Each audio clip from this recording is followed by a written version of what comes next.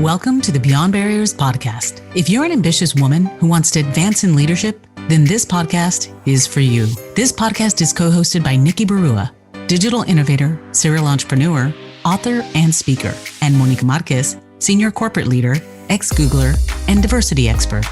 From inspiring stories to cutting-edge strategies, you'll learn how to develop the skill set, mindset, and tool set to get future-ready fast and accelerate your success.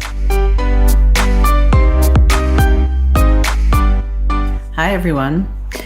So today I want to talk about burnout because it is getting very real and it's worsening as the days go by, especially with the looming recession, the soaring environment, the inflation that's happening, the soaring inflation, rising interest, the compounding workplace stressors. This is creating an all-time high for burnout, and it's only getting worse. The studies that are coming out are a little scary. And what's worse is that there's a recent global study that indicates for women and for BIPOC women, their everyday workplace experiences are having a detrimental impact on their lives and their careers, including this idea of work-life balance and well-being. So today I want to dig into what's happening and how we can help ourselves get through this.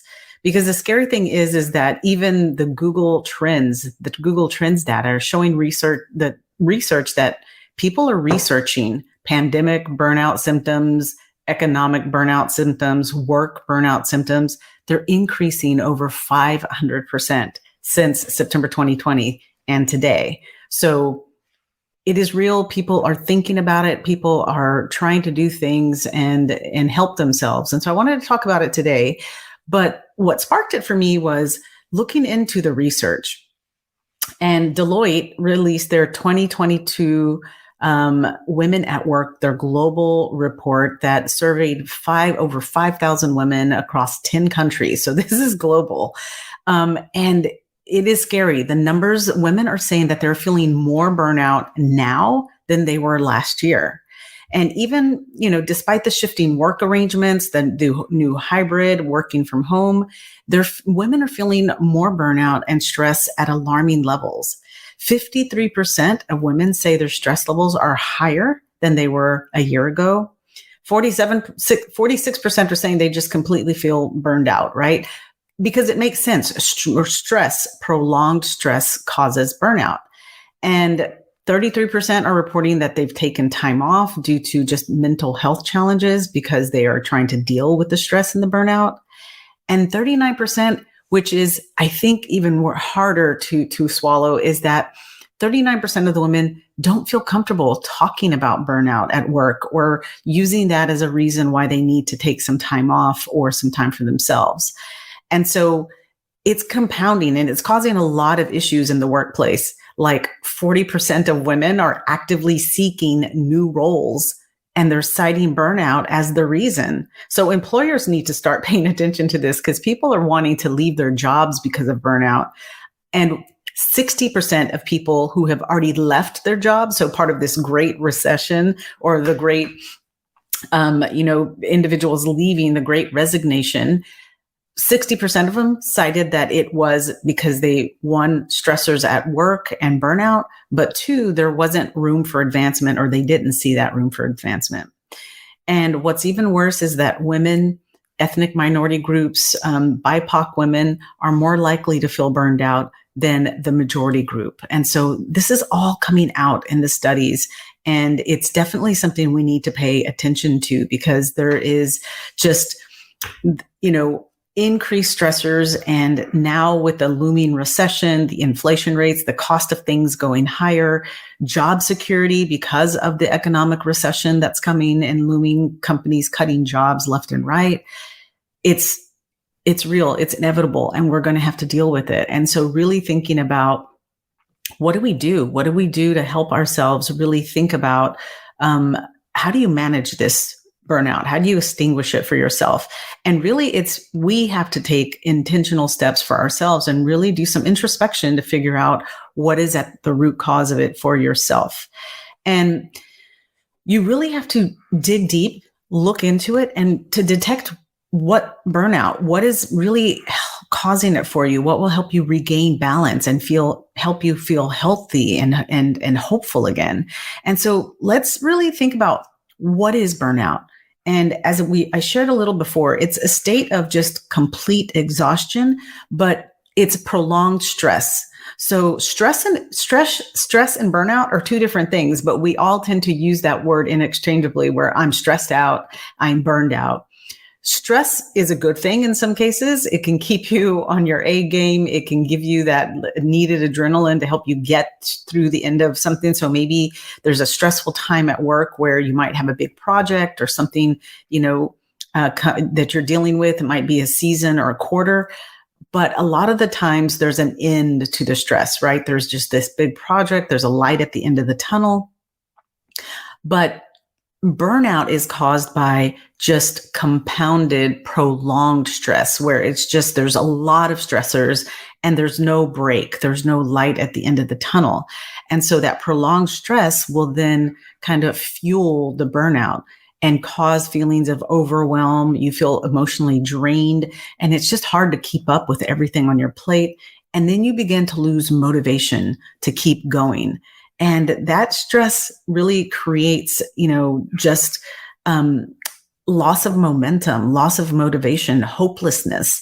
And that is far more dangerous than stress, because stress can be good where it creates a sense of urgency, maybe hyperactivity, but it helps you get things done. But like I said, there's an end to it. When you start seeing compounding stressors where they're overlapping and there's just no room, you feel like you're drowning and you can't get your head above water, that's when you really need to start, stepping back and recognizing that you may be showing symptoms of burnout. And, it's one of those things where you need to distinguish, is it just a little bit of stress that's going to help you get over the edge and be more productive, or is it actual burnout? And so we want to make sure that, what are some steps that we can take, right? What are the steps that we can take to really start identifying this? And a lot of it is self-introspection. We can cause some of this stress and burnout, especially if we, are prone to perfectionism, or we're micromanagers, or we need to do everything ourselves and we're not learning to delegate or learning to just let go and let good be good enough instead of striving for great or for perfection. And so sometimes we can add a little bit of that onto it ourselves. What if you could pinpoint the invisible ceilings limiting your success?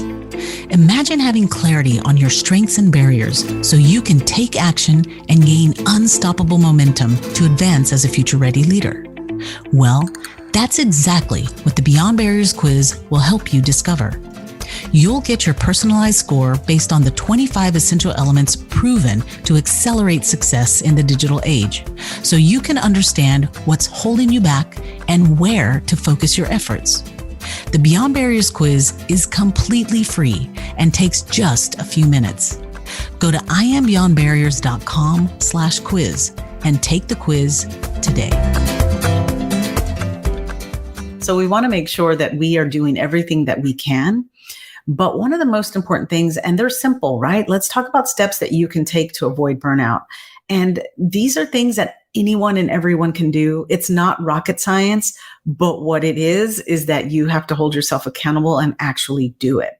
And so it doesn't cost anything. We can all do it. But one of the main things, I'm going to share a few things, but one of the main things, and it's the easiest one in the world, is sleep. And sleep is nature's greatest healer. And, I remember reading about it when Arianna Huffington shared her story of how she, had a huge, almost medical emergency because she just was lacking sleep, and she passed out, got hurt, and then realized that, she was burned out, overwhelmed. And so sleep is important. And there are many other experts that advocate that sleep is the best elixir, right? So you need to create an environment for sleep and set boundaries and hold yourself accountable. And I know that we all can say, listen, I'm too busy. I barely get 4 hours of sleep. I'm challenging you to really challenge yourself to get that 7 to 8 hours of sleep, 9 if you can. All it takes is a little bit of planning, boundaries, and being unapologetic to those, distractions that cause you not to go to sleep. But sleep really is the key thing that's going to help us with this idea of burnout. And, maybe you need to just set that boundary. Chores can wait. Dishes can get done the next day. It's, putting yourself first and thinking about that sleep so that you can avoid the burnout and you can keep going, especially in this challenging environment. So, other things like making your sleep environment a little bit more conducive, spa-like, using essential oils, making it quiet, blackout shades, sleep with an eye mask, just making sure that you tell people how important, sleep is for you, the family, everyone around you. Maybe challenge everybody to have, a sleep challenge with you. But that's what we need to really think about is sleep is important and it really does help combat burnout. The second one that I found really fascinating was the idea of play, being playful. And what I mean by play is it's not going and working out or any of those things, because yes, that's a great outlet. But the studies have shown, one of the latest HBR articles said that it's really finding a creative outlet, right? Creativity is the best outlet to kind of prevent burnout.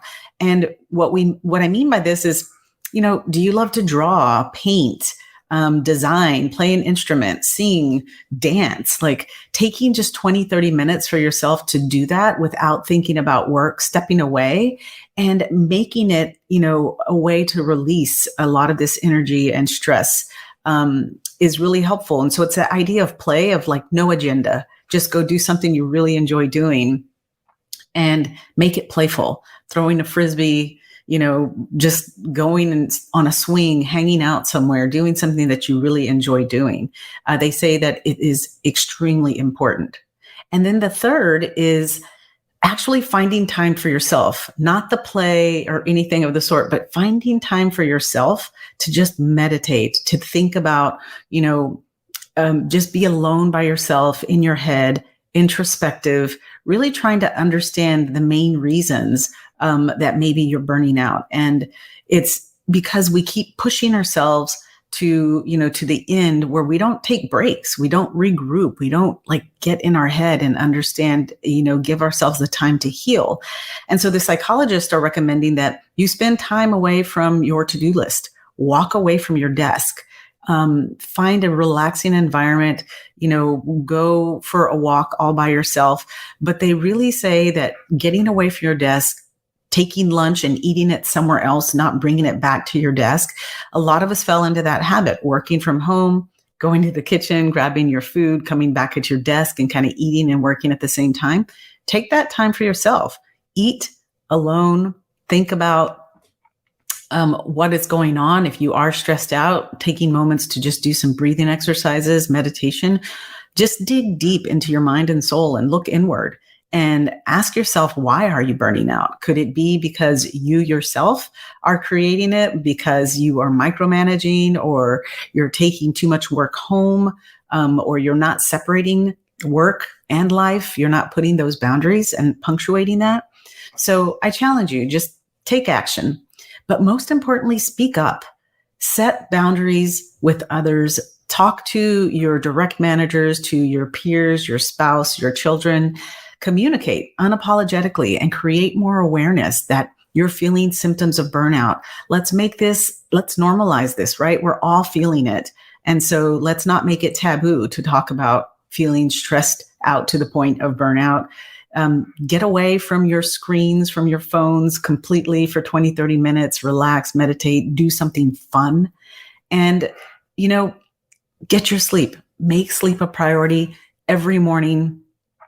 And then let's take gratitude and be thankful for, what we do have, and we will maybe be less stressed and we'll combat some of this burnout, because it's going to get worse and we have to take time for ourselves to do that. So that is my 2 cents of burnout. I've been dealing with a lot of stress and burnout as well. And then reading these studies and seeing how it's impacting women. And we hear it every day in the cohorts that we have of women where they're expressing the stress and the burnout. So some of these are simple, but it's a matter of actually putting them into action, right? So let's do that, and we will see you next time. Thank you for listening to the Beyond Barriers podcast. There are thousands of podcasts out there, and we are so grateful that you've chosen to listen to ours. If you enjoyed the show, please leave us a rating and tell a friend about it. And subscribe to get new episodes every Monday, Wednesday, and Friday. Visit IamBeyondBarriers.com, where you'll find show notes, links, and the best way to connect with our guests. See you next episode.